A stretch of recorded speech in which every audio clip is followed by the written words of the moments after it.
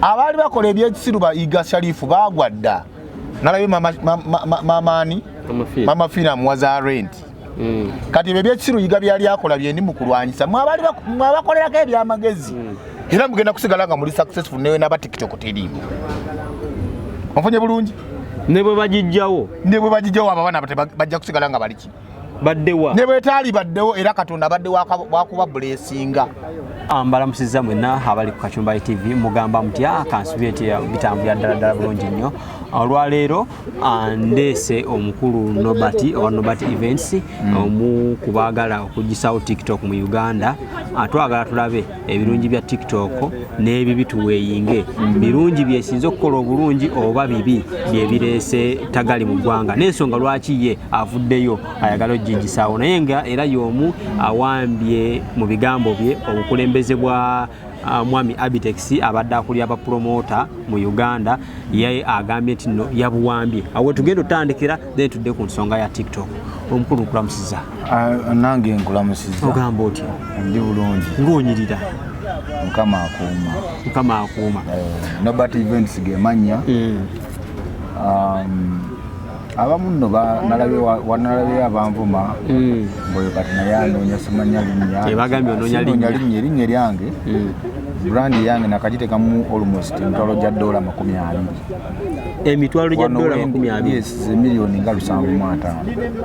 Ng'ogiteekamu linnya? Wendi sinoonya linnya. Mubimanyi, Ivan mubimanyi. Bino byenkola mbikola ku lwa bulungi lwa ggwanga lyaffe, ku lwa bulungi bwa industry yaffe. Okay, tandikira ku nsonga ya bapromota. Nsonga ki yakwambisiza obukulembeze bwa Abitex?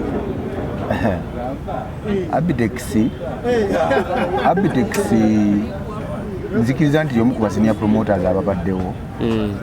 Naye be ba promoters abakyali remote. Wenkozesa ekigambo remote kitegeeza ba promoters abakyali abeekyali ennyo. Abaliwo mu mirembe gy'okusayininga endagaano ya Buganda Agreement 1900. Kati yalowooza nti ensinga bwe yali etambula luli ng'akyateeka omugenzi Kafeero. Nga mwanusu 15 n'amulimbalimba nga bw'amuyamba ne leero bwe biri si bwe biri. Abantu nga Nobati Events bamala okujja mu system babaako ne diversification empya gye bajja nayo. Tovudde nnyo okugamba nti nno akyalowooleza mulembe gwa 19 Buganda Agreement. Sivudde naye ekyo kyekituufu. Ensonga ezimu ezaamuleetedde okuwambibwa kuba kakati si byakusaaga bino Ivan, si byamuzannyi. Era entebe n'agiwambye by'amaanyi byakifuba. Lwaki? Mwami Abitex ayitiriza akamanyiro, ejjoogo, obunyoomi, obutabalamu bapromota banne magezi.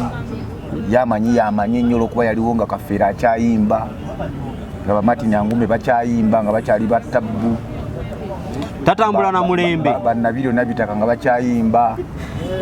Baba muli Katumba nga bebakwatiridde industry. Kati kusaawa zino bwe tuli tulina abayimbi ba Eddie Kenzo, Shiba, Palaso, Chameleone, Alien Skin. Kusaawa zino bwe tuli oba nfuna bulungi nkuwulira ebintu bikyuka. Ye byamanyira byebyo kakati muzeeyi ebintu byakyuka. Kulwaki navuddeyo mpamba obuyinza bwe. Twakkaanya mujjukire mabegakawo nga nwana nnyo naye nga tulwanagana. Naye twamala ne tutuula ne tusayininga kye bayita memorandum of understanding. Ne tukwata association z'abapromoters ebbiri eyaffe eya Povnet n'eyaabwe ya NPA. Ne tukkaanya era abantu ba NPA tetukyalina lutalo nabo. Ne tukkaanya tukole federation y'abapromoters. Era neebaza abakulu ba Operation Wealth Creation okuli afande egesa. Ate bwe njogera ku Operation Wealth Creation mba coordinator waayo omukulu ye General Salim Sale. Kituufu. Chief Listener dadi w'abaana bamulekwa ne baani bonna. Dadi w'abangi. Dadi wa bonna omulala agwenyiza okwebaza ku nsonga yemu mukyala maama naye maama waffe bamuyita Madam Anne Esther Angunda nga ye mukyala akulemberamu AfriAid. AfriAid eyo gy'owulira yemu kuyakkakanya entalo z'ensi ezitulinaanye wano yali mu lutalo lw'e Burundi n'erutuula ku nfeete. Yo olutalo lw'abayimbi lwalimu anaalusobola. Lw'anaalukakkanya. Ajja dduwangula. Yaluwangudde nadde oyo. Just bakyali mu bintu. Olw'okuba nti abayimbi bintu bya showbiz. Nyinza obutabitegeera naye yaluwangudde dda. Kakati bwe tukola federation tubako bye tuteesaako Ivan. Tunaatambulanga bwetu tunaakolanga bwetu. Ye mwami Abitex nga tetunafuluma Sereni yatandika okumenya amateeka nga tukyali ku gate tufuluma. Bye mwandiza n'endagaano ze twasayiningako zennyini yatandikirawo zinini. So bingi abasinga babadde bakiteeka ku show ya Alien Skin. No. Tekiyinza kuba show ya Alien Skin. However, nayo it is part of ebyo byazaakola okulaga ate ye kye twatondawo takiwa kitiibwa. Bwe tuba twasaba nti twatondawo kye bayita federation. Buli promoter alina oggiwa ekitiibwa. True that. Kubanga federation ye topmost organization egenda okuba ey'aba promoters bonna mu ggwanga. Naye nze mu byonna kye nategeera ku mwami Abitex alina fear. Buli kintu gavumenti lwevayo neyagala okuformalizing oba okustimulayininga omulimu guno yalowooza bagenda musuula ebbali. Kubanga ye era butwali tufuluma n'agamba banne mikwano gye egimu naye nti olowooza. Era yagamba naye golowooza bano abayaye tebazze kutugoba mu bizinensi. Bino ebintu kati si byabaasoma bokka. Si byabaasoma. Si byabaasoma. Naye nkulaze fear ye. Lwaki si byabaasoma nga era gwe yasoma? Amuwambye. Anti era okuwamba tekuliko yasoma n'ataasoma. Bino biba byaranka. Nakugambye Jeno yawambye, Sergeant yawambye Jeno. Nze nzikiriza nti mu experience and everything, he is a general. Naye kati nze Sergeant bisaagala kubimanya. Sergeant awamba obuyinza, lwakuba nze ngenda kwawukanako ku bawamba obuyinza abalala bonna. Era obuyinza bonna buwambye. Nze ntudde mu ntebe y'owa president because sinza kuwamba buyinza nengoba president ne watabaawo president. Nze president w'ekiseera. Byonna bye byakwogera sinnawulira nsonga ya Simba gye yakoze emuwambisa. Ebimu mbyogeddeko. Ensonga y'Simba kuyisa mu bapromota banne maaso kunyoomoola oyo wakwata ne ku kitogi n'akufulumya meeting akuba n'empi. Ensonga endala ey'okubiri esinga ey'Simba omusajja waffe tali competent. Bwe tulaga tugenda mu kaseera ke bayita ak'okusaka. Kakati ombuulire olowooza Abitex osobola okumuwa eddakiika esatu nga expressinga views aba promoters ku floor of parliament. Banga bwe tulaga bwe tumala okutondawo federation gavumenti ebeesobola okutuyambako nga naffe bwe tugiyamba. Wategedde otya nno talina competent nga wenzija weesange nga tujja kubanga tugenda kuba tusololezebwamu omusolo kati. Weesange nga tusaba gavumenti etuddize ku musolo gwe tukola ki? Wabeewo akaseera nga waliwo misappropriation of money nga sente bazikozesa bubi federation. Omanyi nti waliwo akakiiko mu parliament akabayita mujje munnyonnyole ku nsonga za sente gavumenti ze yabawa. Kakati ate ng'ajja kumala kunnyonnyola nti ate bampeedda ki bamaye wabeewo anzivunuulira. Nga yeetaaga anti kyekirondesa vice. Ate nga yeye ati vice aba n'omugaso nga president yamuwadde ekyokukola. Obadde otya? Anti ayinza omuga agende sisi wano wa luzungu. Vice we si ye gundi. Anti ali rigid and primitive.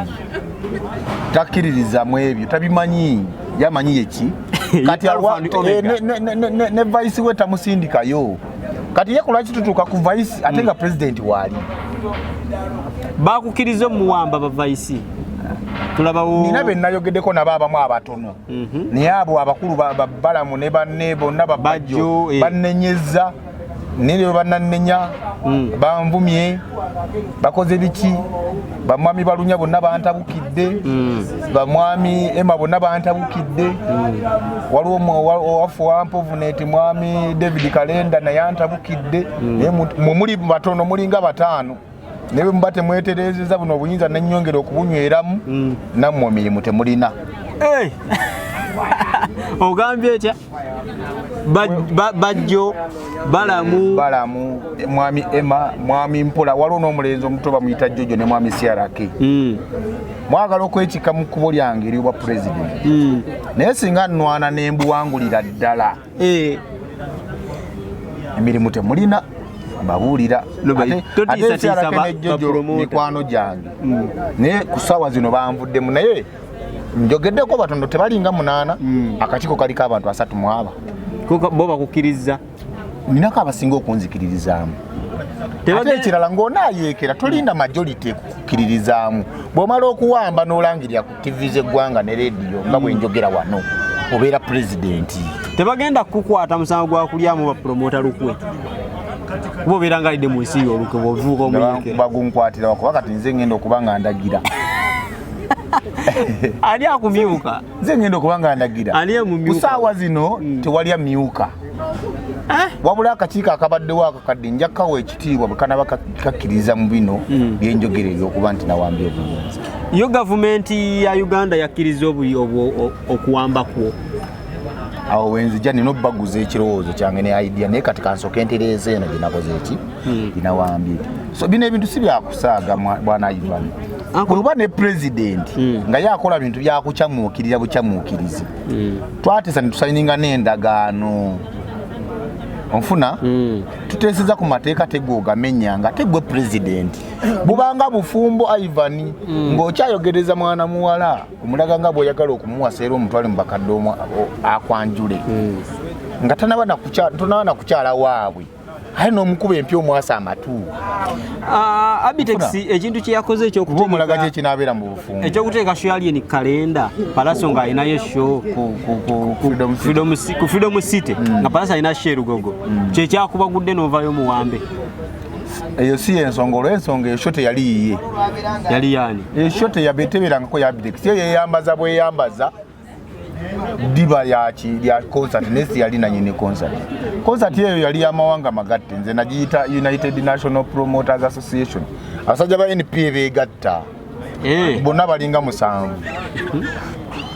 naye kulwaki bosi nabanenya mu kintu kino kubonna tewali yavaayo n'agamba show yange ate era promoter tewali promoter anenyezebwa kubanga alinako gwawagidde naye neyeyambaza naga nti concert yange bwekiridde natunse naye ne bannange si Palaso yakutumye okusuula alien skin alien skin musuula eki kati kankunyonyola era n'abalabi kuba oli promoter wali ku side kankitereeze alien skin omulaba teri muntu ayinza kumusuula alien skin aliko amafuta ga Katonda ng'omuntu alinako omukisa gwe ng'omuntu onfuna bulungi kati towabawa misleading society Nobody Events ayagala kusuula ki omuntu ajja mu bbanga ettono Katonda n'amwaniriza abeera Katonda bw'obeera ng'ogamba nno tewali ayagala musuula nina Katonda obeera ogamba nno tewali ayagala musuula tugendawo wali nnyo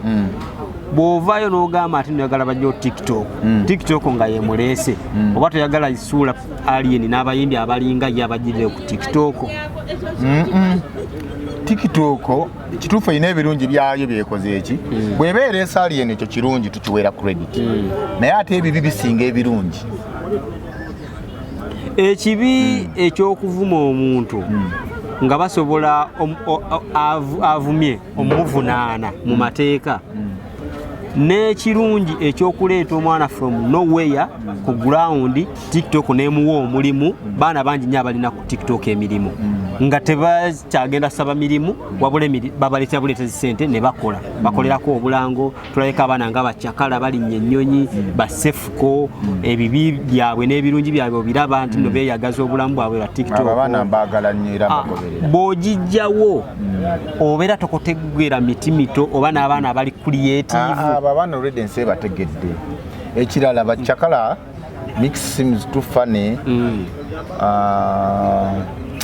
waliwo abalala bano abaana baberi hats waliwo Tata Kimbowa Sibitoka Patricia n'abaana abayimbira ku TikTok mwebale nnyo Katonda abawadde omukisa awo ensi yabakoze eki yabaniriza naye ffe tusaba TikTok okustopinga olw'abano wammanga oli naye recordinga ku TikTok ng'ali mu loogi n'omwana w'abandi wa myaka 14 n'agamba ono mumaze onfuna bulungi n'akisinga omwana w'abandi oli n'avaayo naye recordinga oba ne bamurecordinga ne bamusa ku TikTok ne bagamba ono mulwadde wa siriimu sigezaako kulumba naye ngezaako okulaga abakozi abakozeseza obyo omutimbagano n'agamba nze ndiwo okusiiga busiizi era nja battamba malewo naye nga vidiyo bwetyo olwokuba anoonya likes abakikola owesanga n'okusanga na mulamu nga sina mulwadde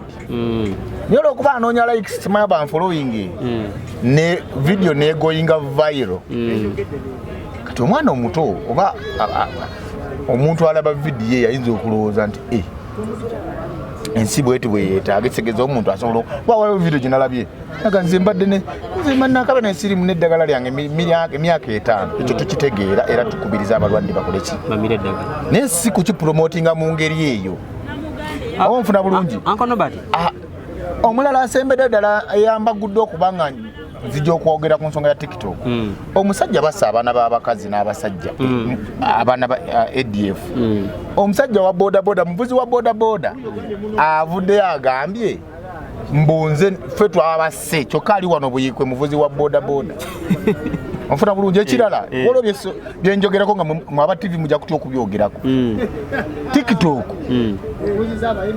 TikTok yajjawo yakendeeza viewership ya TVs ne listenership ya radios ate mwe kino kyendiko mwe mwandibadde mumpagira kubanga TVs musasula emisolo muli regulated TVs kati wano gwe toyinza kuteekayo kintu kirani profession muteekayo ebintu ebiriki naye TikTok buli muntu yafuuka munamawulire nowapittu amawulire mugundi muleke kumanyira bantu bwe mutyo bwebeera nga wulira Ivan nga sinamalayo omuntu owapittu tomanyi mateeka g'amawulire gatambula gatya ekintu oba kitegera mwe muyina ethics ezibakugira ng'abanamawulire kituufu oyina byomanyi byolina okusayina ebiralina kukola ki nfuna bulungi naye wa TikTok otakola ki kate bu TikTok buli muntu yafuuka w'amawulire kakati which kind of life is this nga tesobola kubeera regulated Uncle Nobert bwe tuddayo ku point gye wasose okwogerako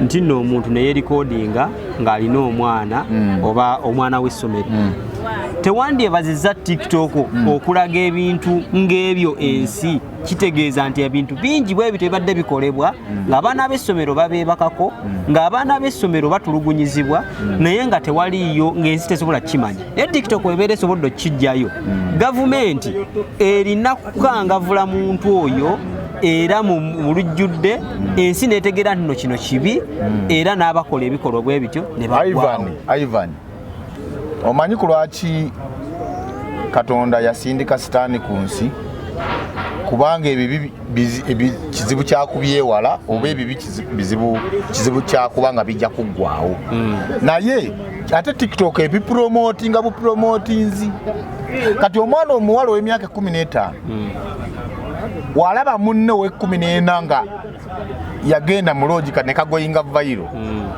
alowooza tekiina buzibu nfuna bulungi ffe tetutunulidde birungi TikTok byeko tutunulira bibi lwaki mutunulira nnyo ebibi nga byebitono byebitono because Ivan TikTok ecreatinze kye bayita hate speech naddala nze njogera wano mu ggwanga lyaffe Uganda TikTok ecreatinze obusosoze mu mawanga oli nayimirako nagamba mu Abanyarwanda mulimbwa oli nayimirako nagamba mu Abaganda muli babi nnyo muli babbi ngeza bugeza naye nga kikolera ku TikTok video nogoyinga viral naye Abaganda wabaayo omu nga ye mubbi si bonna nti babbi Abanyarwanda wabanga babiri be babbi Abanyarwanda basigadde si baki kuba nfuna bulungi kati hate speech ate mmwe gye mutanaba kutegeera nti yesinza okundeetera embeera eno y'okubanga get involved hate speech eno egenda kuviirako esobola n'okuleeta genocide mu ggwanga lyaffe sobola n'okuleetera abantu insecurity n'okufa massively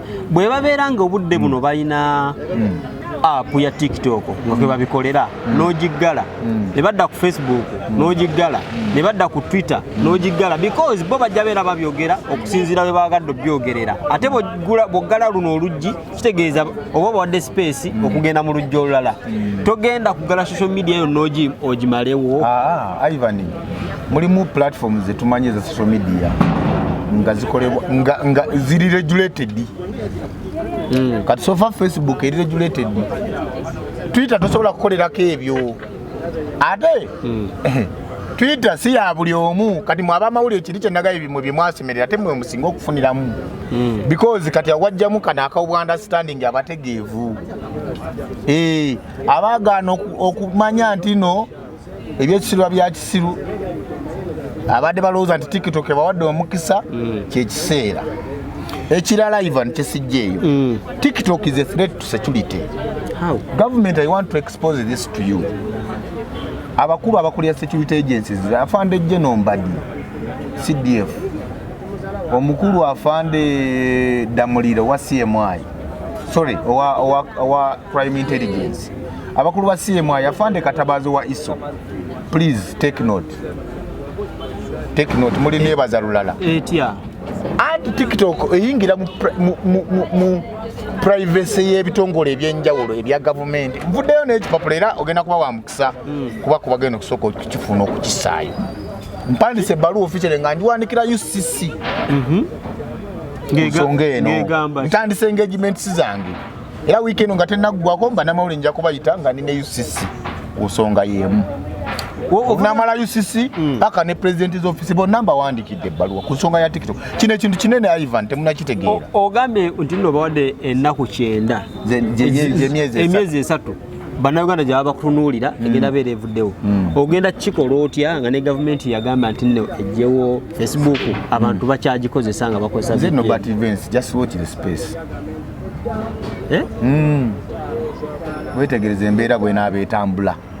Atolowooza nti nno abiva maki nti nno abakolerako ebibi babikolerako tino naye ekulietinzeewo space y'abaana abali creative okwolesa obwa creativeness bwabwe anti uliriza like of bana abaana bannamuyomba comedy Ivan I'm looking at a situation where the negative side outweighs the positive one. My point is very clear. TikTok sigamenti mbi 100% waliwo ebirungi byayo naye ebibi outweigh nga bizito nnyo okusinga ebirungi TikTok lyekoze. Lwaki bwe tugenda ku music industry yatta music etya omwana ayimira kuli nagamba bwa nayogera bwogeze bwa n'akateekayo ne kahitinga omusajja ayimbye oluyimba olutegereka nga kabisi kandagala n'alongo n'atoyiringa n'oluyimba olulimu message oli n'ayimba oluyimba olungi olulimu message ne lubeera suffocated yawo. Lwaki tovuddeeyo ekisooka n'okola enkolaganayo oba n'olumba gavumenti ne mubaga guidelines TikTok erino tambulira ekisooka ekyokubiri tolowooza nti nno omwana bw'avayo n'oluyimba olubi lw'oyinza oyita olubi ne lutambula nnyo ku TikTok ono n'agira oluyimba olulungi ne lutambula mpola ku TikTok tofuddeyo okumanya lwaki kiri bwe kityo anti okufaayo okwange okumanya bibino byendi mu kugambako weaknesses za TikTok ogiraba esobola ekutwala viral kati obalaba ekiwalo ekitrending abagamba we give Kirevajje another chance kituufu Kirevajje asaana aweebwe another chance naye Kirevajje ayinza okuba nga ekyali kyamumisa chance zaali nsobiizi yaziterezeza onfuna kakati TikTok yeno gye walabye yalanze concert y'omwana mu nnaku 4 kati ekyo kibi kirinamu uliriza kirinamu obuzibu bwakyo butya kati gwe mu nnaku 4 manye abataafunye emirimu abadde balina ogifuna nga bali mu system ennungamu eya gavumenti wekigenda okubeera ekizibu ate mmwe bennwanira lutalo mwe mumbuuza ebibuuzo mwaba TV mpuliriza TV oli omuyimbi ne promoter bajja okulanga show yaabwe balanga ekyo n'omwezi ogwo nfuna bulungi ate tali TV emu naye TikTok era nze mwe TV 8 ze mwali badde mukola mu nnaku 4 nga mulina kikolera mwezi gumu nze kyange kulaki ndi concerned mwe musasula emisolo TV zi musasula emisolo muli regulated mu monitoringibwa TikTok te monitoring bwa ludda wa TVs ani aji monitoring mu China si wano TVs zivudde zezikulie mabega CTV this is my initiative ate senafuna TV nemwene egattako yes radio stations tezikyawulirizibwa omuntu no I'm a concerned citizen when the society is doing well I'm doing well period abaana abafuniddeko emirimu for example tugambe Palasa atadde oluyimba nayita ba TikToker ne balu promoting because abaana bafunira wawo sente abadde tasobola genda ku somero n'asoma ekyo gwe tokifuddeeko bambooziza mbu bagoyinga omujja kufuna gye mugoyinga kye mugenda okukola Palasa kitufu abadde alina baawaabo ne bapromoting ennyimba soka kyabina TikTok eruhypinga ne lubeera short lived muddeyo ku TV ne radios abaana TikTok eresa abaana nga badax mukyusa alien skin bamalawo banga ki bakyaliwo ng'ogyeko ono alien skin ate era chance gye yafunye ya Palasa okumukuba it was a blessing in disguise ng'ogyeko alien skin kati gwobalooza wamaanyi luddawa alien skin si wamaanyi guguluddawa ng'oli munamawulire amutambulira Kenya badde tebalangirira extra concert ze ejjinja embaale n'embalala yayimba bagazina ebya yayimba teyakoma wali kati kankunnyonnyole muve mu bintu by'okwesudya n'okwerimba kituufu yabadde ku bagenze e London bagambe yaleese bana abantu yeyagaddewo show eyo show kulaki teyalemeddeko ne lutala alemejjigenda kagiyimbeko yasobola okutimba bwesobola omutimba ku posta ye kanayimba waba wamaanyi nnyo nga mulooza TikTok emufudde w'amaanyi yayimbye embalala extra concert kati ku concert zonna Palasa bamulanga extra teyayimbye eyo no TikTok ebakyamuukiriza n'ebitaliiyo yayimba bamutimba embaale yayimbayo ejjinja yafuna abantu 23 n'ekitundu yes Abdex nagamba nakwata ku mutwe kubuulira mazima abantu bakulaba manyi olikyali wa timu eri nedda nze sigirinaako obuzibu naye abantu bakulaba nze njogera mazima njogera facts ekitegeeza ejjinja mwalimu bateesiteesi basho ate gaali ye yalimu kuba baga nti show yabaddemu of course omwana oyo yalina feva ye manyi feva temanyi ebyo bagambye London bugwe badde balinze abo yamaze okuyimba abantu bafulumye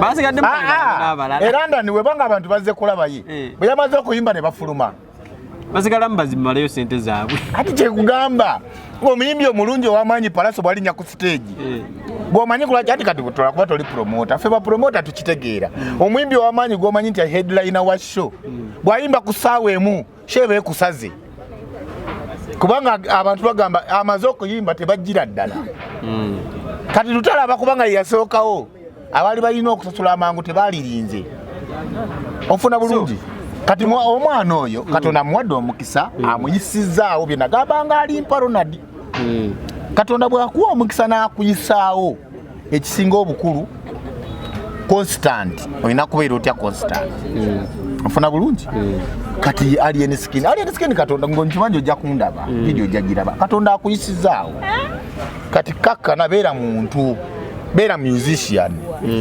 baleme kuwaga bano boolaba bano bajja kuddukako essaawa yonna Bannayuganda bakukubira mu ngalo era ne bakuwema naye lwaki Bannayuganda balaze nti no tebali ku saidi yo bakuvumye nnyo saidi yange etya seetaga okugalawo TikTok Bannayuganda tewali Munnayuganda andiisa nerwanako ng'omusajja ekirala in fact most important tewali ali ku TikTok anvuma yali andiisizzaako solo kiteereza muntu kale ekyogaa nti Bannayuganda tewali andiisa ninako benkwatagana nabo nenfuna ekyokulya naye ate si zino kalakiti eziri ku TikTok ezikuvuma abaana bakuvumye ate mulimba ate katukuvuma oba ovuddeko ki ebivumo naye obiraba n'obisoma mbiraba ni kati mbambuddeko ki kati waliwo ebinene bye tuyiseemu muganda wange zegera waliwo ffe ebinene bye tuyiseemu so ebimu bya TikTok emmotoka nekkuba empiira negidda waggulu endebirwamu ne ziggwamu n'ofulumamu nga wekubako nfuufu gundi ffe tulina Katonda kati waliwo byotanganga kangana bawa message ki bajja kufuna gye bagoyinga TikTok nze mbabuulira nno mulanga ebyokusaaga tugenda ogenda mu kampeyini za 2026 tejja kubaawo. Yes. Target yo kati evudde ku myezi 3 ezze mu myaka 3. Uliriza emyezi 3 nja kubawo ne kyendaga nja kubawo ne kyendaga osegedde bulungi naye ne bwe ginaaba giganye gitya at least mbagambye wali oba gavumenti yakutumye olw'okuba abasinga ku TikTok balinga aba NUP. Gavumenti eri okwongera grief obunakuwavu n'okukosebwa okwo kw'oyongera ku bazadde mu kaseera ako factors nyingi Ivan. Okay. Sizo oyo musajja yekka nga tumaliriza lwaki senga ebira tevuddeewo tewaliwo alternative ndaje sobola teekawo guidelines ebyo biri mu mikono gya nze mpaabye ensonga yange paka ne mu kkooti nja kutuuka. Yes. Obusungu nga bungi Ivan ntandika butandisi bino paka nkugaye ne mu kkooti nja kutuuka era ne president mu kopingiddeko ku bbaluwa kopingiddeko Minister of Internal Affairs, Minister of Security, Defense,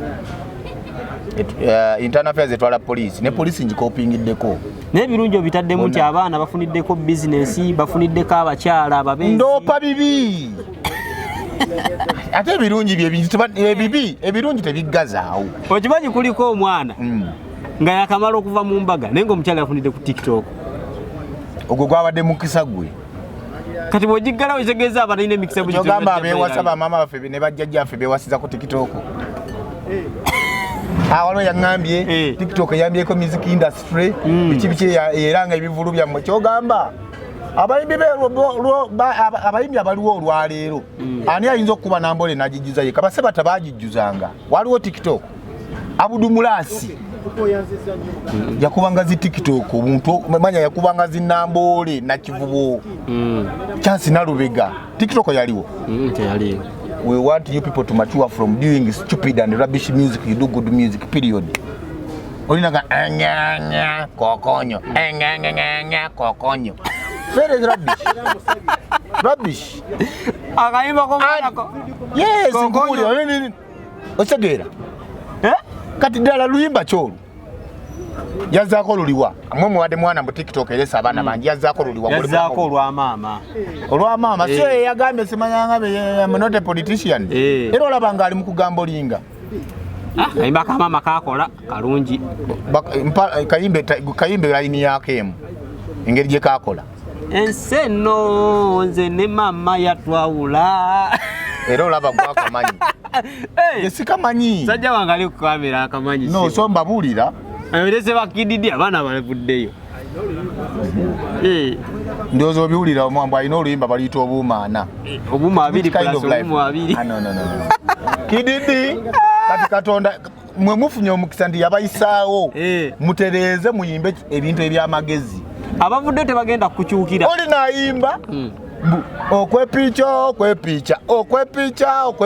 ensi neekuba engalo jangu tugende mu kwepicha kati yataddeyo ne konsati y'okwepicha TikTok nalabye agamba mbu Katonda ye yannyambye oluluyimba luliko amafuta gakono leka kusirwalira Katonda bw'ati gulavite naawe tosirwaliranga Katonda mulundi mulala bw'ati ajja kukuba balayi gy'otamanyi nga olaba okwepicha bikwataganira wa ne Katonda mbululiko amafuta ga Katonda okwepicha gwe okutegeranga ki sijja nakulubyogerako nkomya kuba yagamba kwekuba bifaananyi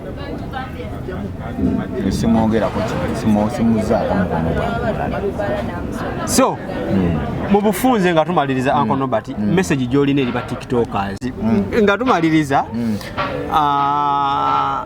nga weemulugunya ku TikTok nti ezze ate promoting ebitaliiyo mu kaseera I think buli mulembe gujja n'ebyago naawe wasingira promotion wagisanga eri stagnant n'ogiteekamu amaanyi ago era abapromota bangi nnyo abatali ku saidi yo olw'ensonga nti nno waduumula n'ebisale by'abayimbi wamu ne poliisi ng'era bali daalingi nnyo gy'oli ekisooka kya byonna buli omu aba n'omukisa gwe buli omu aba n'amajja ge naye nze mu byentegera bwe najja yadde abapromota bannange bakiraba bubi sinaako kye naleeta kireeta negative impact ku society.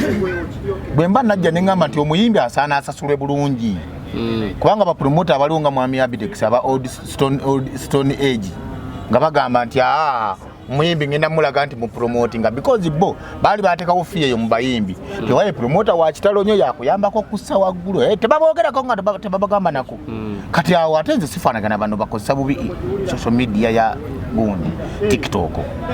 Nze natereeza ate butereeza nze ate ekya poliisi era mukitereeze in fact kanyagala kankitereeze leero nze saapaalusa miwendo wabula nasangawo kye bayita cost of living and standards of living nga zaalinnya abantu olwava mu covid bintu bingi ebyalinnya kati nebbeeyi y'amafuta nze nagirinnyisa Nobert Events nga se najja mu covid lita y'amafuta yali ku 3,500 kati eri mu 5,000 tekka. Ebintu byalinnya omuti gwa sabbuuni ogwabeeranga ogw'2,000 gwa 5,000. Okay. Era nayo Nobert Events yakolayo. Nga tumaliriza. Njagala obubaka bwo eri ba TikTokers naddala abafuniddeko amannya n'emirimu nga ba Feibe, ba Fibi, tuyina ba Muna, bakoledeko ebintu ebirungi, ba Mixim Stufane.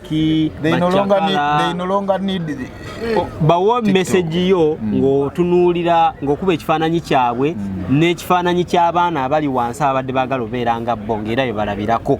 Mbebaza baganda bange Fibi, Mixim Stufane bangi mikwano gyange ba TikTokers, ba CB Talkers, Chakala olaba abaana balinako good content.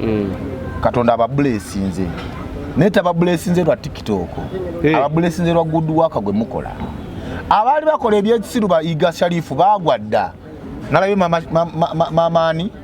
mama Fina mwaza rent kati ebyekisiru Iga byali akola byendi mu kulwanyisa mwabakolerako ebyamagezi era mugenda kusigala nga muli successful newe n'aba TikTok teriimu. Onfunye bulungi ne bwe bagijjawo abaana bajja kusigala nga baliki baddewa ne bwe taali baddewo era Katonda badde wakuba blessinga. Yes bagenda kuddawa. Yes nange nina TikTok account siganyi naye TikTok account walondabeko nga nkolerako ebyo ebyekitumbavu ate ne bwe bateriiwo ninako ba followers 2,200 si be banfula Nobert Events. No, Nobert Events yafuuka Nobert Events wa TikTok account. Laki kisabe gavumenti nejjawo abakola ebibi mu ku TikTok. Ati gavumenti we nabeeremedde ogibani nga wakiri nagiregulatinga nenge ekigendo wakiri gavumenti kyenyiza obbasaba wakiri TikTok account ojja accessinga ng'omuntu asasula omutwalo olunaku.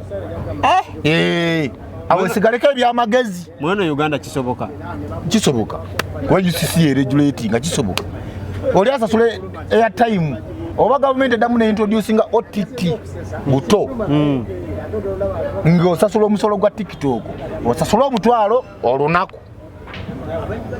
Abasigo gibeerako bwe bamufuna mpola abafuna ennyo babeera ku Twitter bamufuna mpola basinga obeera ku TikTok basobola omutwalo mu olunaku. Si bonna nti babi kye ŋŋamba ate si bonna bamufuna mpola nti bakozesa bubi ki.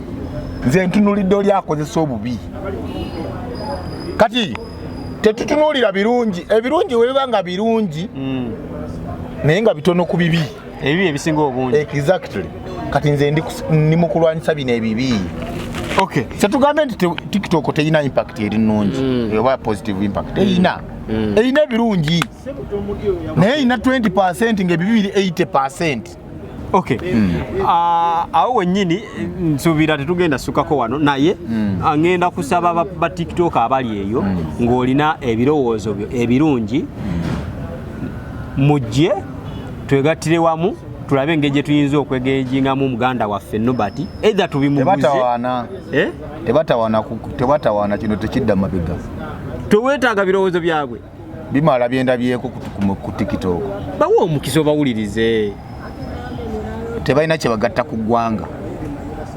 Mubeere bulungi mweraba.